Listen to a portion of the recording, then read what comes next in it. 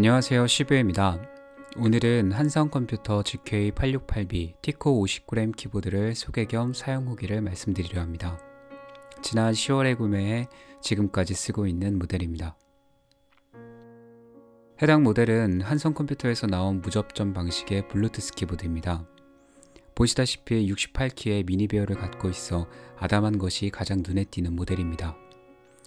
현재 시중에 출시된 미니 배열 무접점 키보드 중 레오폴드 FC660C와 해피해킹 프로 모델과 함께 3대장으로 불리며 많은 사랑을 받고 있습니다.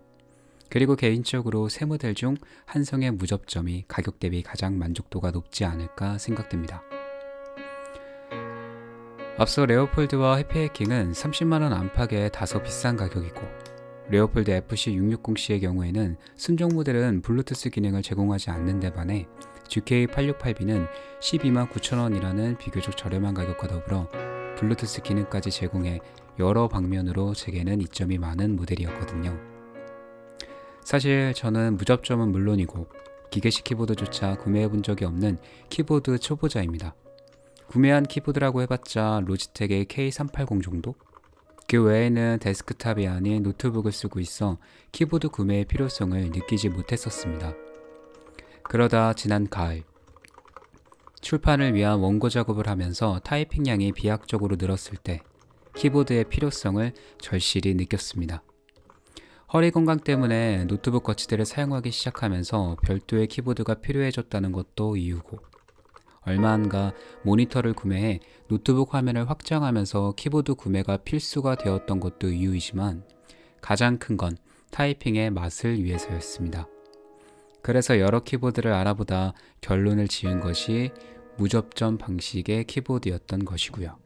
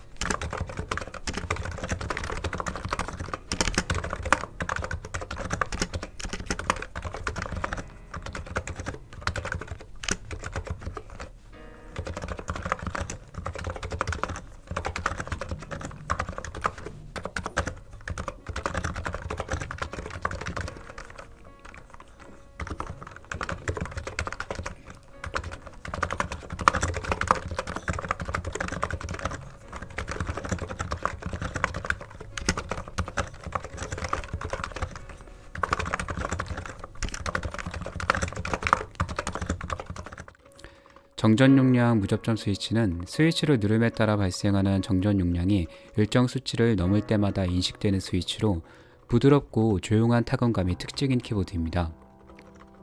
기계식 중에서도 적축 혹은 저소음 적축이 소음이 적은 것으로 알려져 있기는 하나 기계식 스위치의 메커니즘상 무접점을 앞설 수는 없지 않을까 생각합니다. 더불어 보글보글 거리는 무접점 방식 특유의 타건음은 제가 기계식보다 무접점을 더 좋아할 수밖에 없는 이유입니다.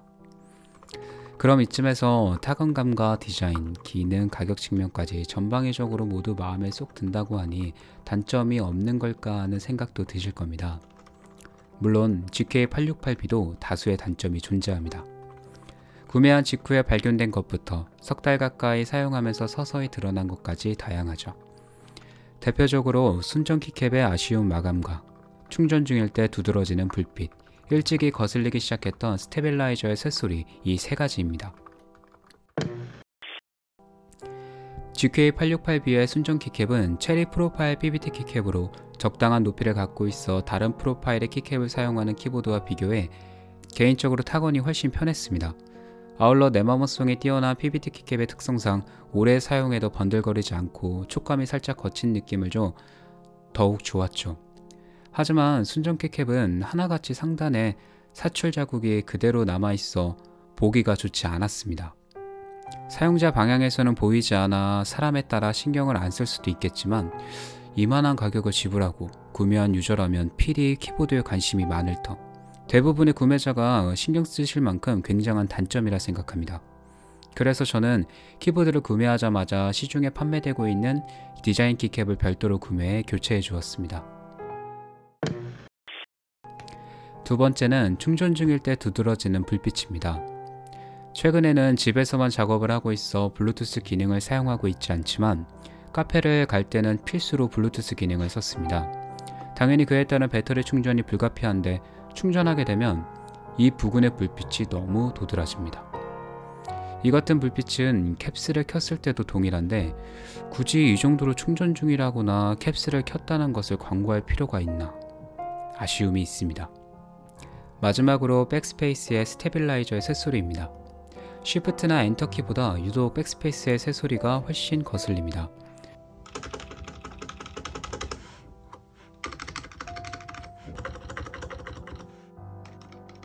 제 모델만 그런 건지는 잘 모르겠지만 구매한 지 일주일 남짓부터 들리기 시작했는데요. 키보드 고수분들은 직접 윤활을 해줘 잡아준다는데 저는 아직 그 정도는 하지 못해 지금은 방치하고 있는 상태입니다.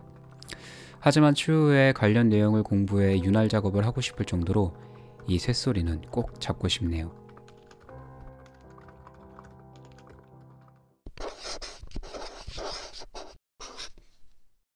이것으로 GK868B의 간단한 소개 및 사용기를 마칩니다. 사실 단점이라고 해봤자 순정 키캡을 제외하고는 크게 걸린다고 생각되지 않아 전반적으로 마음에 드는 제품입니다. 처음 이 모델을 구매할 당시에는 토프렛 스위치를 사용하는 해피해킹과 레오폴드 둘 중 하나는 꼭 구매해보자 생각했지만 지금은 이 모델만으로도 만족할 정도입니다. 여러분은 어떠실지 모르겠지만요. 여하튼 이 영상이 여러분의 키보드 구매에 조금이나마 도움이 됐으면 좋겠습니다. 새해입니다. 지난해 코로나와 함께 찾아온 고난과 아픔보다 더 큰 행복과 행운이 여러분과 함께하는 한 해가 되길 바라겠습니다.